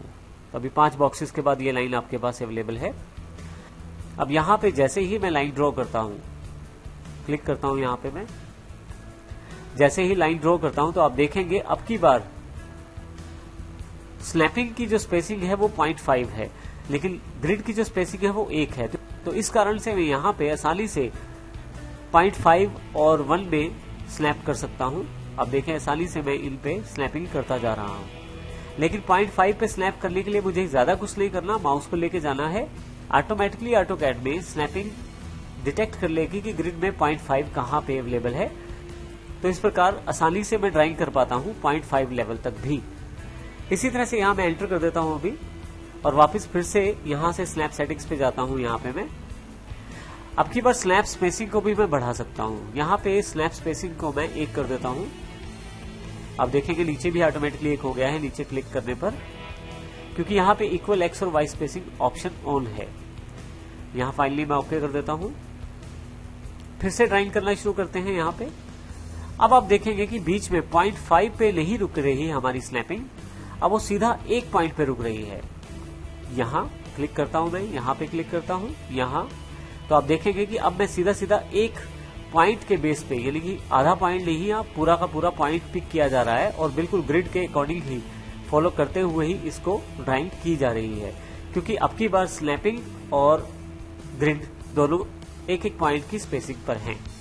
तो इस प्रकार आप अपनी ड्राइंग को आसान बनाने के लिए आसानी से आप इसमें ऑटोकैड में ड्राइंग कर पाएं या ड्रॉ कर पाएं किसी भी ऑब्जेक्ट को, इसके लिए आप स्नैप और ग्रिड दोनों को मिलाकर प्रयोग कर सकते हैं। यहाँ ये भी ध्यान देना जरूरी है कि अगर आपके पास यहाँ ग्रिड मोड ऑन नहीं है, जैसे मैं इसे ऑफ कर देता हूँ, तो भी ग्रिड मोड हमारे पास अवेलेबल रहेगा, लेकिन विजुअली हमें दिखाई नहीं देगा। इसका अर्थ ये हुआ कि जब मैं फिर से कुछ ऑब्जेक्ट के साथ स्नैपिंग करूंगा तो आप देखेंगे स्नैपिंग बिल्कुल वैसे ही हो रही है जैसे पहले हो रही थी। ग्रिड्स यहाँ दिखाई नहीं दे रही, परंतु ऑटोकैड उन्हें डिटेक्ट करके ऑटोमेटिकली हमें ये फैसिलिटी दे रहा है कि उन ग्रिड्स के अकॉर्डिंग हम लोग अपनी डिजाइनिंग कर पाएं। तो इस प्रकार हम लोग आसानी से स्नैपिंग और ग्रिड का प्रयोग कर सकते हैं। ग्रिड यदि ऑफ भी है तो भी अगर स्नैपिंग ऑन है तो यूनिट्स के अकॉर्डिंग ही यहाँ पे स्नैपिंग की जाएगी। अब मैं यहाँ से इसे एस्केप कर देता हूँ। इसी तरह से यदि आपके पास ये ऑप्शन नहीं आ रहे किसी कारण से, तो आप कस्टमाइज पे जाएं। यहाँ से आप स्नैप मोड और ग्रिड मोड को ऑन ऑफ कर सकते हैं और यहाँ से उन्हें वापस ला सकते हैं। अभी जैसे मैं इसे ऑफ कर देता हूँ तो दोनों ऑप्शन यहाँ पे अवेलेबल नहीं है, परंतु यदि मैं इसे ऑन कर दूं तो ये दोनों ऑप्शन यहाँ पे वापस आ जाएंगे। तो इस प्रकार आप ग्रिड और स्नैप को मिलाकर आसानी से ड्राइंग कर सकते हैं अपनी ऑटोकैड ड्राइंग में। पिछले सेशन में हमने जानकारी ली किस प्रकार हम स्नैप मोड और ग्रिड मोड को प्रयोग कर सकते हैं। आइए इस सेशन में 2 और इम्पोर्टेंट मोड की जानकारी लेते हैं। जब आप ड्राइंग करते हैं ऑटोकैड में तो उसकी आवश्यकता बहुत ज्यादा बार पड़ती है आपको ऑटोकैड की ड्राइंग में। इसके लिए हमारे पास सबसे पहला मोड है ऑर्थो, जिसके लिए F8 शॉर्टकट की इसका प्रयोग किया जा सकता है। अब यदि यहाँ माउस लेके जाएं तो यहाँ देखेंगे ऑर्थो मोड इस वक्त ऑफ है, और यदि मैं यहाँ क्लिक कर दूं तो ये ऑन हो जाएगा। F8 शॉर्टकट की है, उससे भी आप डायरेक्टली ऑन ऑफ कर सकते हैं जब आप विद इन ड्राइंग होते हैं, अर्थात जब आप ड्राइंग कर रहे होते हैं तो F8 का प्रयोग कर सकते हैं। इसी तरह से हमारे पास यहाँ पे ऑब्जेक्ट स्नैप भी अवेलेबल है। ऑब्जेक्ट स्नैप हमारे पास यहाँ पे अवेलेबल है, जिसके लिए शॉर्टकट की है F3। अब हम इन दोनों मोड्स के बारे में जानकारी लेते हैं। सबसे पहले बात करते हैं ऑर्थो मोड के बारे में। जब भी हम कुछ ड्रॉ करते हैं तो हमें कई बार ड्राइंग में आवश्यकता रहती है कि केवल हॉरिजॉन्टली या वर्टिकली हम ड्राइंग कर पाएं। ऐसे केसेस में हमारे पास ऑर्थो मोड बहुत ही इंपॉर्टेंट रहता है ड्राइंग करते वक्त। ये हमारी ड्राइंग्स को वर्टिकली और हॉरिजॉन्टली लिमिट कर देता है और आसानी से हम ड्राइंग को हॉरिजॉन्टली और वर्टिकली कर पाते हैं। इसको समझने के लिए सबसे पहले मैं ऑर्थो मोड को ऑफ कर देता हूं यहां से, और ये जो ड्राइंग है, ये जो मेरे पास बने हुए ऑब्जेक्ट हैं, इसको मैं डिलीट कर देता हूं। डिलीट करना बड़ा आसान है। आप सिलेक्ट करें किसी भी सिलेक्शन मेथड से और डिलीट प्रेस कर दें कीबोर्ड पे। जितना भी ड्राइंग मेरे पास है वो सब डिलीट हो जाएगा। आइए अब हमारे पास यहाँ पे, जैसा कि हमने देखा, ऑर्थो मोड ऑफ है और अब कुछ ड्रॉ करने की कोशिश करते हैं। मैं जब भी कुछ ड्रॉ करना चाहता हूं तो यहाँ पे यदि आप देखें तो मैं उसे किसी भी एंगल पे मूव कर सकता हूं। अब मान लीजिए अगर मैं यहां से कुछ ड्रॉ कर रहा हूं और मैं ये चाहता हूं कि आसानी से ड्रॉ कर पाऊं, बजाय ये लेफ्ट राइट ऊपर नीचे मेरे पास माउस हो। अब मुझे यहाँ ड्राइंग करनी है तो मेरे साथ ये समस्या है कि जब मैं सीधी लाइन खींच रहा हूं तो कई बार मेरा कर्सर ऊपर नीचे हो जाता है, जिसकी वजह से ये जो ड्राइंग लाइन है ये डायगोनल हो जाती है या अपनी पास से हट जाती है। तो ऐसे केसेस में मुझे थोड़ा ड्राइंग बनाने में टाइम लगता है। अगर मैं यहाँ पे ऑर्थो मोड ऑन कर लेता हूँ तो फिर मुझे हॉरिजॉन्टली और वर्टिकली बिल्कुल सीधी लाइनें मिलेंगी। अभी मैं पहले इसे एस्केप करता हूँ, नीचे जाकर मैं ऑर्थो मोड ऑन करता हूँ, फिर से लाइन कमांड लेता हूँ और यहाँ से लाइन ड्रॉ करना शुरू करता हूँ। अब मैं माउस ऊपर नीचे कर भी रहा हूँ तो भी मेरे पास लाइन जो है वो बिल्कुल सीधी ही रहती है, क्योंकि अब हमने अपनी जो ड्राइंग है उसको वर्टिकली और हॉरिजॉन्टली लॉक कर दिया है। यहाँ क्लिक कर देता हूँ तो मेरे पास हॉरिजॉन्टल लाइन बिल्कुल सीधी आई है। इस तरह से मैं वर्टिकली लाइन जब ड्रॉ करता हूँ और लेफ्ट राइट मूव करता हूँ तो भी आप देखें तो बिल्कुल अब लाइन अपने पास से नहीं हटती, और जब मैं यहाँ क्लिक कर देता हूँ तो लाइन मेरे पास बिल्कुल सीधा अवेलेबल हो जाती है। तो इस प्रकार आप आसानी से ऑर्थो मोड ऑन करके हॉरिजॉन्टल और वर्टिकली आसानी से ड्राइंग कर सकते हैं। आइए अब हम बात करते हैं ऑब्जेक्ट स्नैप के बारे में। ऑब्जेक्ट स्नैप हमारे पास यहाँ ऑप्शन अवेलेबल है, F3 शॉर्टकट है इसका। अभी ये ऑन है। यदि मैं यहाँ राइट क्लिक करूं तो हमारे पास काफी सारे ऑप्शंस यहाँ अवेलेबल हो जाते हैं, जिनकी जानकारी अभी लेंगे थोड़ी देर में। लेकिन सबसे पहले देखते हैं हमारे पास कौन कौन से ऑप्शन ऑन है। यहाँ पे एंड पॉइंट ऑन है, अर्थात कहीं से भी हम एंड पॉइंट को सिलेक्ट करते हैं तो हमारे पास यहाँ पे एंड पॉइंट ऑन है। इसका अर्थ ये है कि यदि कोई लाइन है और उसके एंड पे मुझे कोई लाइन ड्रॉ करनी है तो मैं बड़ी आसानी से ड्रॉ कर सकता हूँ, क्योंकि मेरे पास ऑब्जेक्ट स्नैप में एंड पॉइंट की स्नैपिंग ऑन है। इसी प्रकार से यदि मुझे किसी सर्कल में मिड पॉइंट से कुछ ड्रॉ करना है तो मैं मिड पॉइंट पे डायरेक्टली जा सकता हूं। सर्कल के सेंटर में स्नैपिंग ऑन है। आइए सबसे पहले इसको एग्जांपल के द्वारा समझते हैं। अभी मैं इसे ऑफ कर देता हूं सबसे पहले और एक सर्कल ड्रॉ करता हूं यहाँ पे मैं। अब जैसे ही सर्कल ड्रॉ करता हूं, मान लीजिए मुझे यहाँ सर्कल के बिल्कुल बीचों बीच एक लाइन ड्रॉ कर ली है बाहर की तरफ लाते हुए। मैं लाइन सिलेक्ट कर लेता हूं। अब मुझे इसका जो सेंटर पॉइंट है वो ढूंढने में थोड़ी समस्या आएगी, क्योंकि यहाँ मेरे पास ऑब्जेक्ट स्नैपिंग ऑन नहीं है। तो आइए सबसे पहले देखते हैं कि यदि ऑब्जेक्ट स्नैपिंग ऑन हो तो हमें क्या फायदा हो सकता है। मैं यहाँ ऑब्जेक्ट स्नैपिंग ऑन कर देता हूँ। अब देखिए यहाँ पे जैसे ही माउस में इस सर्कल के बीच में लेके आता हूँ तो मुझे पूरी की पूरी गाइडेंस दी जा रही है ऑटोकैड के द्वारा कि आप बिल्कुल ये सेंटर पॉइंट यहाँ पे है, जहाँ पे हरा सा छोटा सा बॉक्स है। मैं इसको जूम करके देख लेता हूँ। देखिए अब यहाँ पे बिल्कुल सेंटर पॉइंट हमारे पास यहाँ पे अवेलेबल है। यहाँ मैं माउस क्लिक करता हूँ तो मेरे पास आसानी से देखिए लाइन बिल्कुल सर्कल के सेंटर से शुरू हो जाती है और बाहर किसी ऑब्जेक्ट से उसको मैं मिला देता हूँ। तो आसान हो जाता है ड्राइंग करना जब आपके पास ऑब्जेक्ट स्नैपिंग ऑन हो। आइए इसके एक और एग्जांपल को देखते हैं हम। मेरे पास यहाँ ऑब्जेक्ट स्नैपिंग ऑफ है इस वक्त और मेरे पास एक सर्कल अवेलेबल है। अब मुझे इसके क्वाड्रेंट को मिलाते हुए एक छोटा सा रेक्टेंगुलर इसके अंदर बनाना है। इसके लिए मैं सबसे पहले एक लाइन ले लेता हूँ और यहाँ से क्लिक करते हुए शुरू करता हूँ। तो आप देखेंगे कि यहाँ पे क्योंकि मेरे पास अभी ऑर्थो मोड ऑन है, पहले मैं ऑर्थो मोड ऑफ कर देता हूँ क्योंकि क्वाड्रेंट में डायगोनल लाइन चाहिए, वो नहीं आ पा रही। तो ऑर्थो मोड के लिए शॉर्टकट की F8 है। अब देखिए ये डायगोनल लाइन अवेलेबल हो गई है। मैं यहाँ इसे मिलाता हूँ, इसी तरह से देखिए यहाँ इसे मिलाता हूँ, फिर इसे मिलाता हूँ और फिर इसे मिलाता हूँ और एंटर कर देता हूँ। फाइनली मेरे पास क्वाड्रेंट तैयार है। परंतु इसको मैं बड़ी आसानी के साथ कर सकता हूँ अगर मेरे पास ऑब्जेक्ट स्नैपिंग ऑन हो। तो आइए सबसे पहले Ctrl+Z कर देता हूँ और ये कमांड अंडू कर देता हूँ। अब मैं यहाँ ऑब्जेक्ट स्नैपिंग पर जाकर क्वाड्रेंट ऑप्शन को क्लिक कर देता हूँ, फिर से लाइन लेता हूँ यहाँ से मैं और ऑब्जेक्ट स्नैपिंग को ऑन कर देता हूँ। यहाँ पे मैं क्लिक करता हूँ, देखिए अब लाइन शुरू कर दी है मैंने यहाँ से ऑर्थो मोड फिर से ऑन है, तो यहाँ पे मैं F8 के द्वारा इसे फिर से ऑफ कर देता हूँ। अब देखिए ऑब्जेक्ट स्नैपिंग का मुझे सबसे बड़ा फायदा ये है कि मेरे पास डायरेक्ट देखिए हरे कलर के पॉइंट अवेलेबल हैं, जहां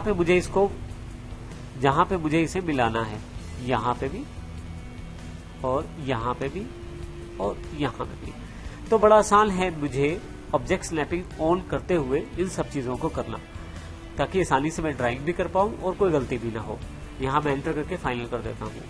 अब मान लीजिए मुझे इस लाइन के मिड में आना है और इस लाइन के मिड में मैं चाहता हूँ कुछ लाइन यहाँ से मिलाना। इस केस में मैं ऑब्जेक्ट स्नैपिंग में जाता हूँ, यहाँ पे मिड पॉइंट का ऑप्शन है, मैं इसे ऑन कर लेता हूँ और फिर से मैं यहाँ वापस आता हूँ, लाइन पे क्लिक करता हूँ। अब देखिए यहाँ पे माउस बीच में आते ही आपके पास मिड पॉइंट आपके पास अवेलेबल हो जाएगा। ये देखिए अब ये ऑब्जेक्ट स्नैपिंग की वजह से है। अगर मेरे पास ऑब्जेक्ट स्नैपिंग ऑफ रहती है तो मुझे यहाँ पे मिड पॉइंट ट्रेस करना मुश्किल हो जाएगा, क्योंकि मैंने ग्रिड्स स्नैपिंग ऑन कर रखी है। तो ग्रिड्स के अकॉर्डिंग ये सीधा सीधा ग्रिड पे मिल रहा है और बीच वाले पॉइंट पे ये नहीं जा रहा। ऐसे केस में यदि मैं ऑब्जेक्ट स्नैपिंग ऑन रखता हूँ तो मेरे लिए बड़ा आसान है यहाँ बीच में आना, और यहाँ से जैसे ही यहाँ आता हूँ मैं, मेरे पास यहाँ बीच में स्नैपिंग अवेलेबल हो जाएगी मिड पॉइंट की। मैं यहाँ क्लिक कर लेता हूँ और बाहर की तरफ कुछ भी ड्रॉ कर लेता हूँ और एंटर कर देता हूँ। तो इस प्रकार आप इन सभी स्नैपिंग्स को प्रयोग कर सकते हैं। इसके अतिरिक्त भी यहाँ अगर आप क्लिक करें तो और बहुत प्रकार की स्नैपिंग्स अवेलेबल हैं, जैसे and point, mid point, centre, geometric centre, node है, क्वाड्रेंट है, इंटरसेक्शन है, एक्सटेंशन है, इंसर्शन है, परपेंडिकुलर इत्यादि। आप अपनी आवश्यकता अनुसार इन्हें ऑन ऑफ कर सकते हैं, जिससे कि आप आसानी से ड्राइंग कर पाएं। कई बार स्नैपिंग की वजह से ड्राइंग करना हल्का सा मुश्किल भी हो सकता है। ऐसे केस में आप उस पर्टिकुलर टाइम पे स्नैपिंग ऑफ भी कर सकते हैं।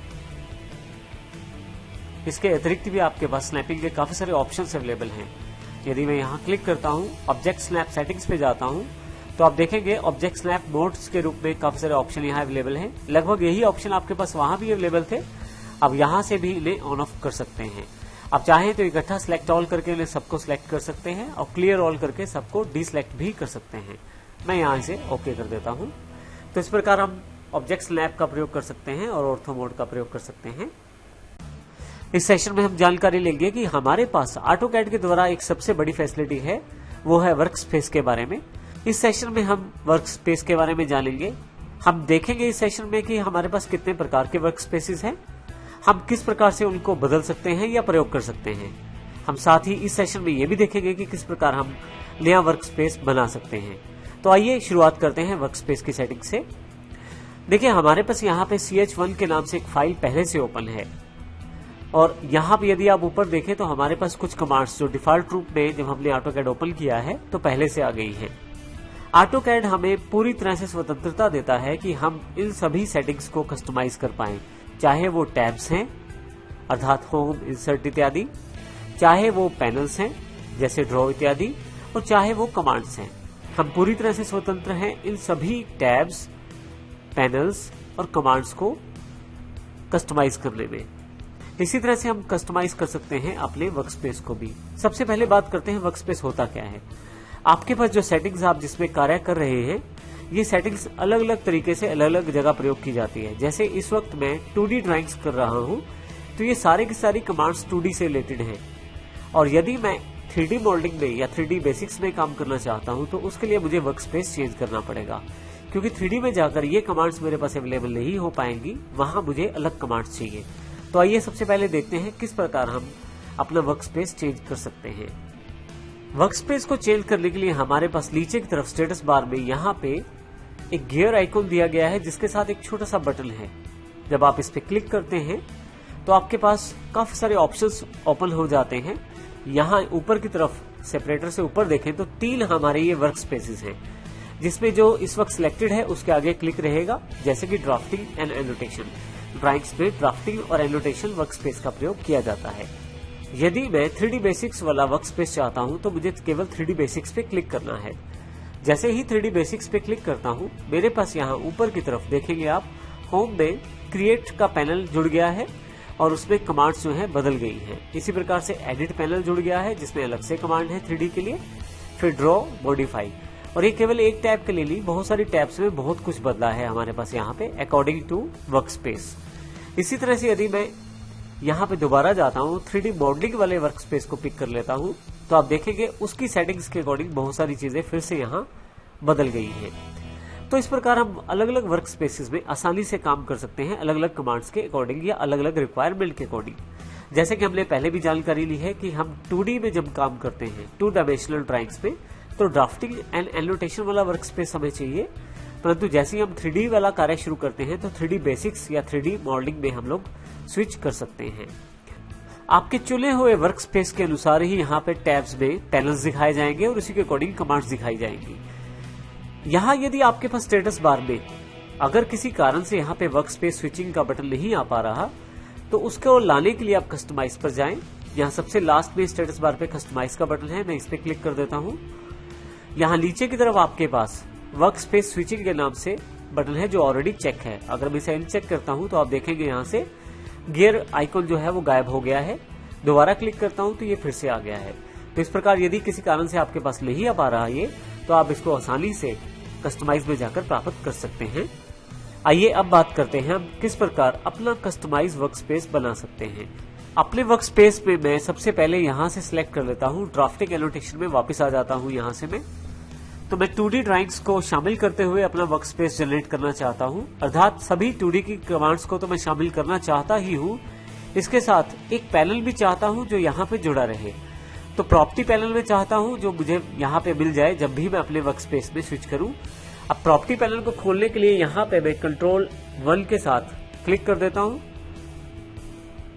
यहाँ पे आपके पास देखेंगे यहाँ पे एक प्रॉपर्टी पैनल अवेलेबल हो गया है। मैं इसको यहाँ से हिडन पोजीशन में डाल देता हूँ ताकि जब माउस लेके जाऊं तो ये मेरे पास आ जाए और बाहर आऊं तो फिर ये चला जाए।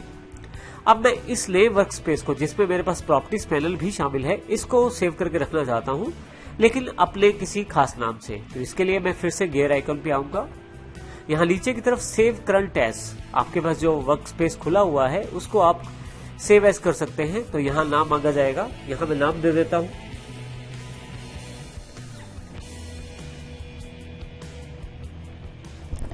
मैं इसको माई वर्क स्पेस का नाम दे देता हूं और उसे सेव कर लेता हूं। जैसे ही आप सेव करते हैं आपके पास जो वर्क स्पेस है वो चेंज हो चुका है। मैं यहाँ यदि क्लिक करूं तो आप देखेंगे अब की बार क्लिक जो है वो इस माई वर्क स्पेस के सामने आ रहा है। मेरे पास जितने भी वर्क स्पेसेस यहाँ पे आए हैं, जिनमें से मेरा भी अपना बनाया हुआ एक कस्टमाइज वर्क स्पेस है, मैं इन सब की ऑर्डरिंग भी सेट कर सकता हूँ। इसके लिए मुझे केवल यहाँ पे वर्क स्पेस सेटिंग्स पे जाना है और यहां से जिस वर्क स्पेस को मैं ऊपर लाना चाहता हूं उसे मूव अप करके ऊपर ला सकता हूं। इसी तरह से मैं सेपरेटर भी ऐड कर सकता हूं। तो जैसे ही सेपरेटर ऐड करूंगा मेरे पास एक सेपरेटर ऐड हो जाएगा और ड्रैग करके और फिर से मैं इसको मूव अप करके ऊपर ले जाता हूं। अब मैं यहाँ पे ओके कर देता हूं। फिर से जाकर मैं देखता हूं मेरे पास यहाँ अभी आप देखें तो माइक वर्क स्पेस जो है सेपरेटर से ऊपर आ रहा है, जो मैंने इसलिए लगाया है ताकि मुझे पता लग जाए कि मेरे user defined customize work spaces जो है वो ऊपर की तरफ हैं। इस तरह से यदि मैं इस वर्क स्पेस को डिलीट करना चाहूं तो वो भी कर सकता हूं। उसके लिए मुझे कस्टमाइज पे जाना है। कस्टमाइज पे आपके पास एक एडवांस सा पैनल खुलेगा जो कि कस्टमाइज यूजर इंटरफेस बॉक्स है। इसमें काफी सारे सेक्शन हैं। एडवांस सेक्शन में हम इसकी जानकारी अवश्य लेंगे, लेकिन अभी हम बात जानकारी लेते हैं कि जो हमारा वर्क स्पेस है उसमें क्या क्या चीजें शामिल हैं और उसको किस प्रकार से आप डिलीट कर सकते हैं। तो माई वर्क स्पेस पे जब आप क्लिक करते हैं तो यहाँ राइट हैंड साइड पे अगर आप देखें तो आपके पास यहाँ पे जो चीजें हैं ये आपके कस्टमाइज वर्क स्पेस में शामिल हैं। अब मान लीजिए इस वर्क स्पेस को मैं नहीं चाहता हूँ तो मैं यहाँ राइट क्लिक करूंगा और डिलीट कर दूंगा इसे मैं। और फाइनली यहाँ पे पूछा जाएगा क्या आप इसको डिलीट करना चाहते हैं। कंफर्मेशन मैसेज है, यस कर देता हूँ यहाँ से मैं और फाइनली यहाँ से अप्लाई करके ओके कर देता हूँ। अब देखेंगे मैंने अपना जो वर्क स्पेस डिफाइन किया हुआ है वो भी डिलीट कर दिया है। अब क्योंकि मैंने अपना वर्क स्पेस डिलीट कर दिया है तो आपके पास ऐसी ही कुछ समस्या आ सकती है जिसमें रिबन जो है वो यहाँ पे लोड ना हो पाए। ऐसी स्थिति में फिर से आप वर्क स्पेस सेटिंग्स पे जाएं और फिर से यहाँ देखें अब की बार माई वर्क स्पेस नहीं आ रहा। ड्राफ्टिंग एनोटेशन को मैं सिलेक्ट कर लेता हूँ तो मेरे पास फिर से सारे के सारे जो बेसिक टैब्स और पैनल्स हैं सब वापस आ गए हैं। इस प्रकार आप ऑटोकैड में कस्टमाइज वर्क स्पेसेस बना भी सकते हैं और हटा भी सकते हैं। इस सेशन में हम जानकारी लेंगे माउस को किस प्रकार प्रयोग कर सकते हैं हम ऑटोकैड के अंतर्गत, माउस से काफी सारे जुड़े हुए ऑप्शन हैं जिनको हम इस सेशन में जानकारी लेंगे। तो आइए शुरू करते हैं। यहां मेरे पास ऑटोकैड में एक फाइल पहले से ओपन है चैप्टर 1 के नाम से CH1। अब ये जो ड्राइंग फाइल हमारे पास ओपन है, इसमें 3 ऑब्जेक्ट पहले से इंसर्टेड है। एक छोटा सा कार का एग्जाम्पल है, एक एल्यूमिनियम डोर और एक ट्री जो हमने पिछले एग्जाम्पल में इंसर्ट किया था।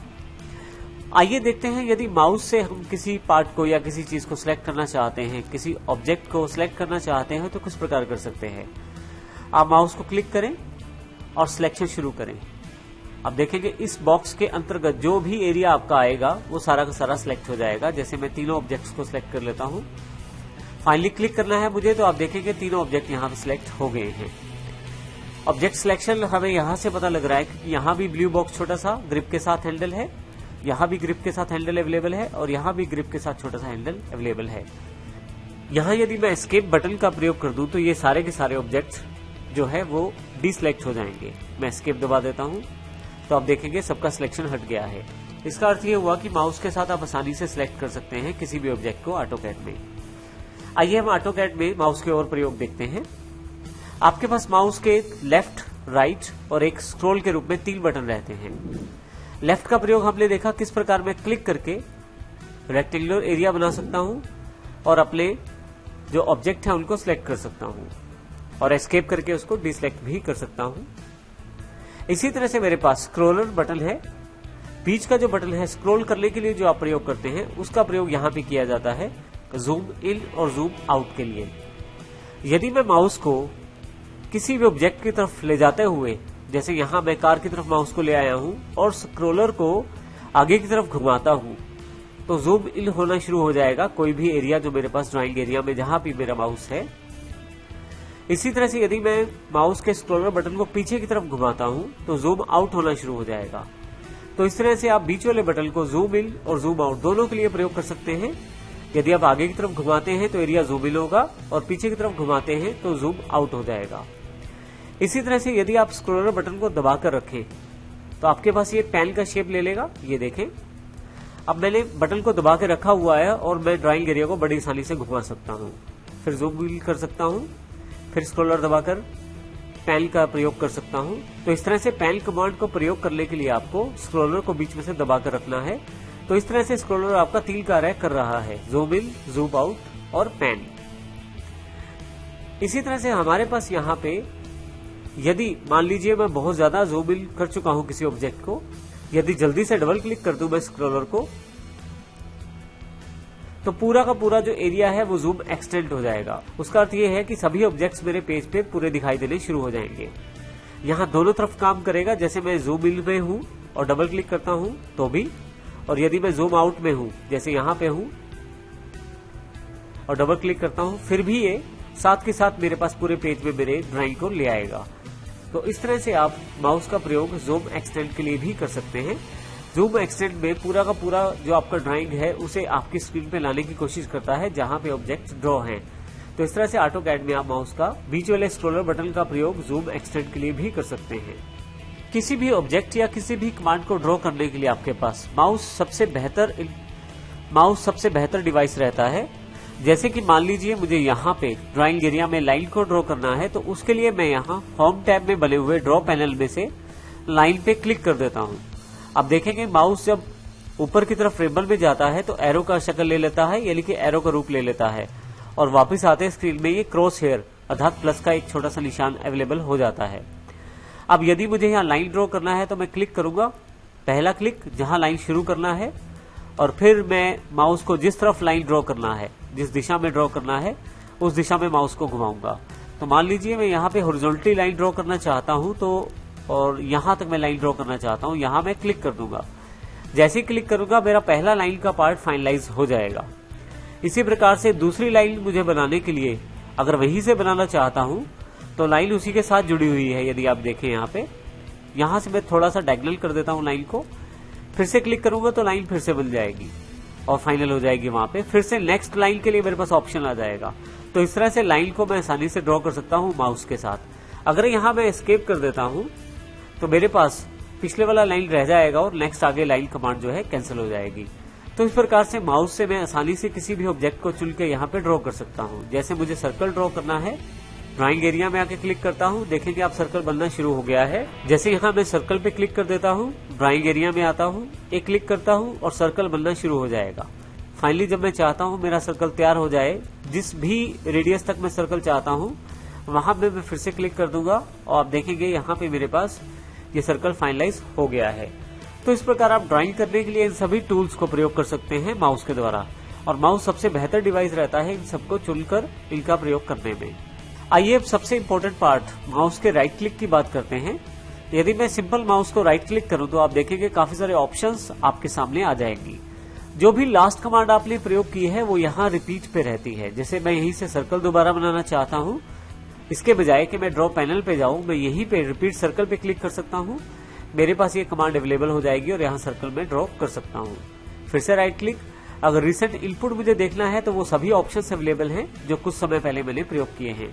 क्लिपबोर्ड में भी काफी सारे ऑप्शन अवेलेबल हैं, जैसे कट, कॉपी, पेस्ट, जो नॉर्मल विंडोज के बेसिक फंक्शंस रहते हैं वो सारे अवेलेबल हैं। इसी तरह से कुछ अंडू करना है तो उसके लिए भी ऑप्शन यहाँ पे अवेलेबल है। अंडू सर्कल मैं क्लिक कर देता हूँ तो फाइनली अंडू हो जाएगा।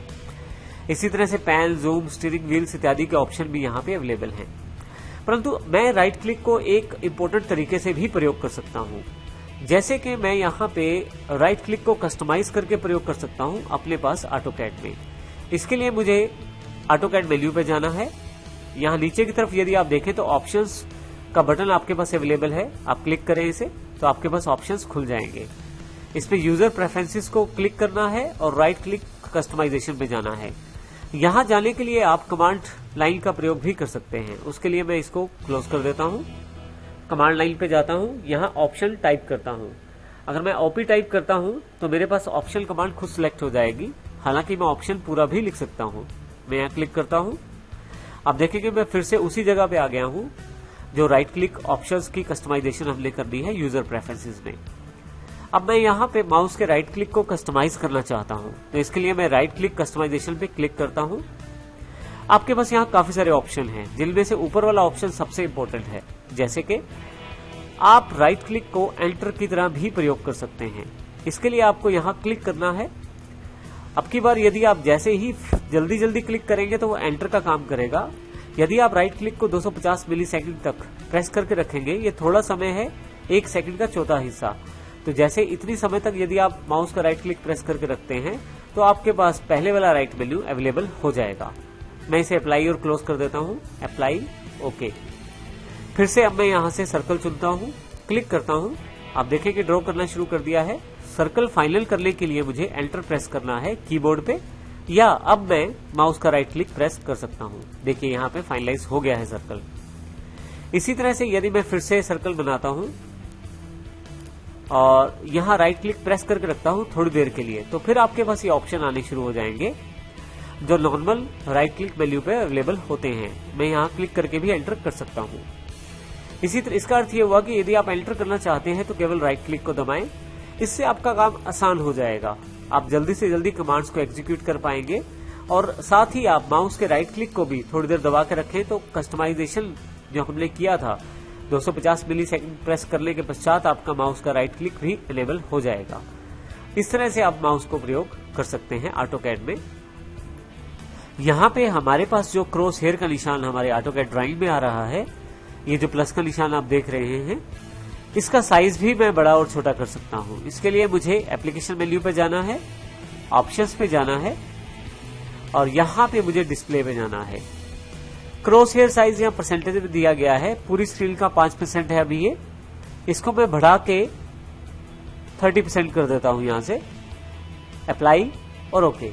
यहाँ आप यदि साइज देखेंगे तो स्क्रीन पे क्रॉस हेयर का साइज बड़ा हो गया है। तो आप अपने अकॉर्डिंग, अपनी आवश्यकता अनुसार इसको घटा और बढ़ा सकते हैं। मैं इसको वापस फिर से 5% कर देता हूँ। इसके लिए फिर से एप्लीकेशन मेन्यू, ऑप्शंस, और यहाँ पे मैं 5 डायरेक्ट टाइप कर देता हूँ। अप्लाई कर देता हूँ और ओके। तो इस तरह से आप आसानी से क्रॉस हेयर का साइज भी चेंज कर सकते हैं। तो इस प्रकार हमने देखा इन सब ऑप्शंस के साथ ऑटोकैड में माउस का प्रयोग किया जाता है। अगर आप माउस के सारे प्रयोग अच्छी तरह से सीख लेते हैं तो आप आसानी से ऑटोकैड में कार्य कर सकते हैं। इस सेशन में हम जानकारी लेंगे ऑटोकैड की यूनिट्स के बारे में। इससे पहले कि हम AutoCAD यूनिट्स के बारे में बात करें, सबसे पहले हम सिंपल 2 फाइल्स बनाएंगे जिसमें हम कुछ लाइंस ड्रॉ करेंगे। सबसे पहले स्टार्ट पर जाएं और स्टार्ट ड्राइंग पे क्लिक करें। जैसे ही आप स्टार्ट ड्राइंग पे क्लिक करेंगे, यहाँ आपके पास ड्राइंग फाइल अवेलेबल हो जाएगी। मैं यहाँ पे केवल एक लाइन ड्रॉ करना चाहता हूँ। लाइन ड्रॉ करने के लिए आप होम टैब में से लाइन कमांड को चुनें, कहीं पे भी क्लिक करें। ये लाइन का पहला पॉइंट है और हॉरिजॉन्टली एक्स एक्सिस पे 50 की लेंथ चाहता हूं मैं, तो यहां मैं नीचे की तरफ कमांड लाइन में 50 सबमिट कर दूंगा और एंटर कर दूंगा। एक बार एंटर करने से आपकी लाइन बन गई है और अगर आप एक बार दोबारा एंटर कर देंगे तो लाइन फाइनल हो जाएगी। मैं हल्का से इसे जूम आउट कर लेता हूं। अब आप इस लाइन को पूरी तरह से देख पा रहे हैं। अगर मैं ये जानना चाहूं कि ये लाइन किस यूनिट में तैयार हुई है, इसके लिए मेरे पास कुछ कमांड्स हैं, परंतु उससे पहले देखते हैं कि डिफॉल्ट रूप में इसकी प्रॉपर्टीज क्या कहती हैं।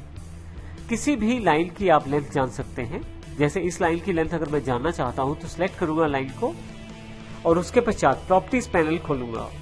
अगर आपके पास प्रॉपर्टीज पैनल नहीं आ रहा तो आप शॉर्टकट की Ctrl+1 को दबाएं। आपके पास एक प्रॉपर्टीज पैनल आ जाएगा। मैंने इस लाइन को सिलेक्ट किया हुआ है तो उस लाइन के बारे में यहाँ पे इंफॉर्मेशन मेरे पास आ जाएगी। यदि आप सबसे नीचे की तरफ लेंथ देखें तो 50 लेंथ है, क्योंकि मैंने यहाँ पे इसकी जो लेंथ डिसाइड की थी वो 50 डाली थी और इसलिए यहाँ पे 50 आई है। परंतु यहाँ से ये क्लियर नहीं हो पा रहा ये 50 इंच है, 50 फीट है या 50 मिलीमीटर है। ये जानने के लिए सबसे पहले मैं यहाँ प्रॉपर्टीज पैनल को क्लोज कर देता हूँ। किसी भी ऑब्जेक्ट को यदि आपने ड्रॉ किया है अपनी ड्राइंग फाइल में, तो ये जान सकते हैं आप आसानी से कि इसकी डिफॉल्ट यूनिट क्या है, किस यूनिट में इसको मेजरमेंट किया जाए। इसके लिए आप एप्लीकेशन मेन्यू पे आए, सबसे नीचे की तरफ सेकंड लास्ट ऑप्शन है ड्राइंग यूटिलिटीज का, आप इस पे क्लिक करें। इसमें आपके पास यूनिट्स के नाम से कमांड है। अगर मैं इसे क्लिक करूं तो मेरे पास यूनिट्स की इंफॉर्मेशन यहाँ पे खुल जाएगी। यहाँ नीचे की तरफ देखें तो इंसर्शन स्केल दिया हुआ है, जो ये जानकारी देता है कि इस वक्त मैं अपनी इस ड्राइंग फाइल में इंचीज में कार्य कर रहा हूँ। इसका अर्थ ये हुआ कि ये 50 इंच लाइन है मेरे पास। अब इसका अर्थ ये हुआ कि 50 यूनिट्स यहाँ पे 50 इंच है। तो आइए इसको मैं अभी क्लोज कर देता हूँ। मैं एक फाइल और बनाता हूँ। अब की बार मैं पहले ही यूनिट चेंज कर लेता हूँ इसकी।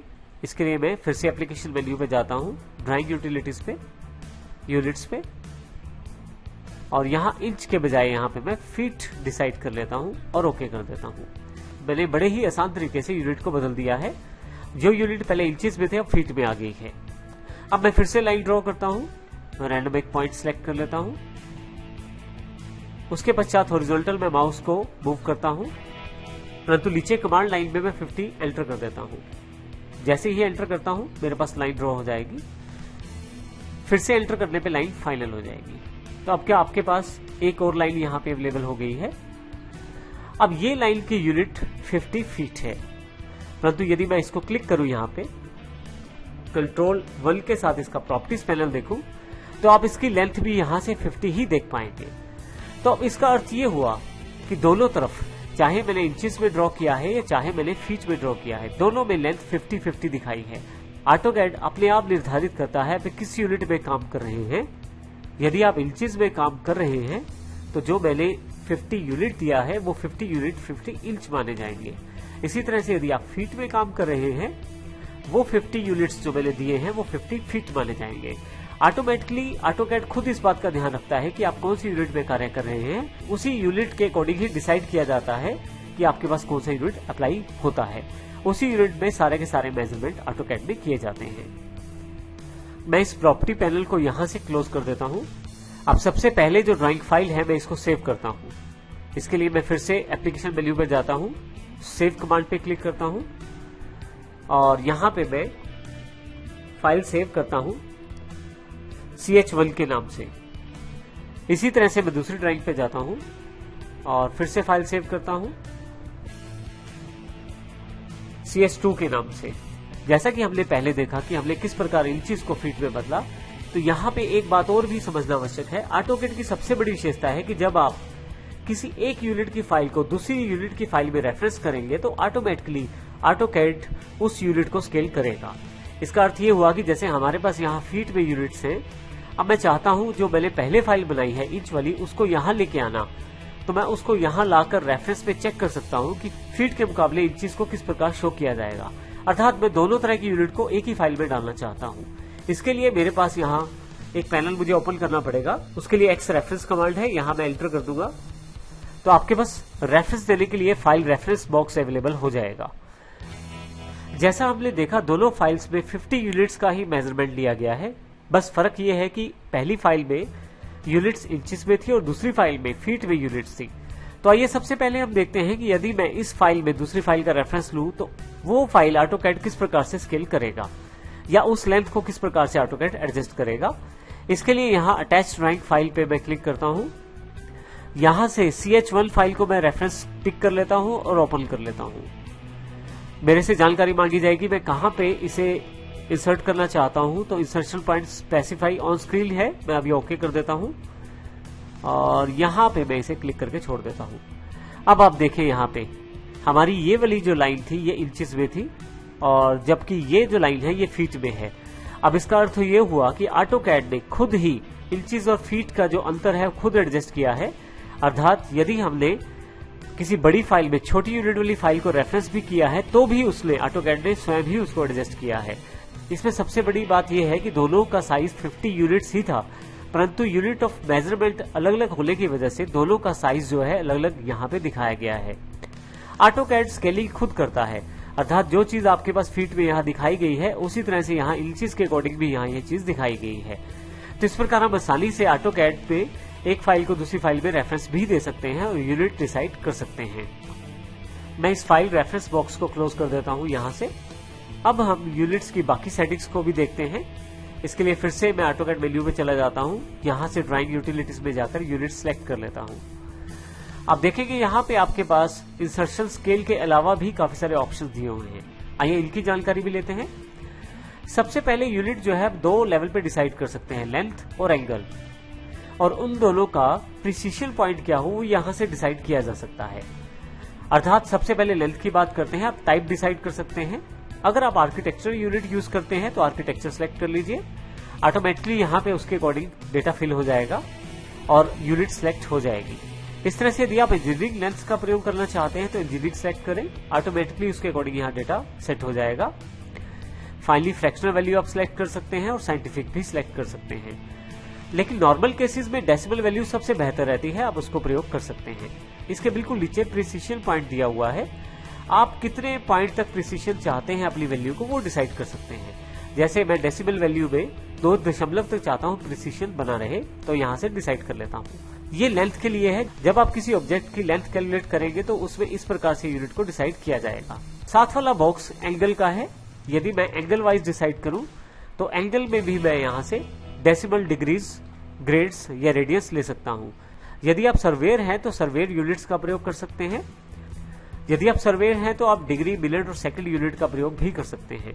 नॉर्मल एंगल कैलकुलेशन में डेसिमल, डिग्रीज बिल्कुल ठीक रहता है, तो इसे मैं सिलेक्ट कर सकता हूं। यहाँ से फिर से प्रिसीशन पॉइंट यहाँ से सिलेक्ट कर सकता हूं कि कितने दशमलव तक मैं चाहता हूं मेरी वैल्यू दिखाई जाए। मैं यहाँ से 4 वैल्यूज पिक कर लेता हूँ।